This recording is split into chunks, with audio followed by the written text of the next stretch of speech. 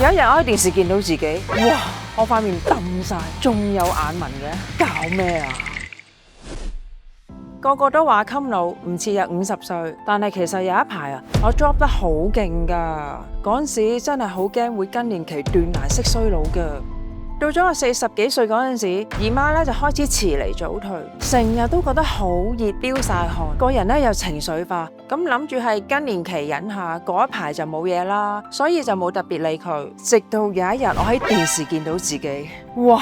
我塊面咧係揼晒，仲要咧係有眼紋，死啦！原來開始咗更年期，你唔調理嘅話，好快就會斷崖式衰老噶啦。好彩有前輩介紹我食維特健寧更年輕，佢係針對更年期嘅獨有天然中草本配方，有助改善潮熱、敏疹、瞓得差呢啲更年期不適，仲有滋陰養顏嘅作用添㗎。我食咗一排，冇再成日遲熱大汗啦，亦都冇咁容易發脾氣喎，連皮膚氣色都好咗啊！咁就唔使再驚斷崖式衰老啦。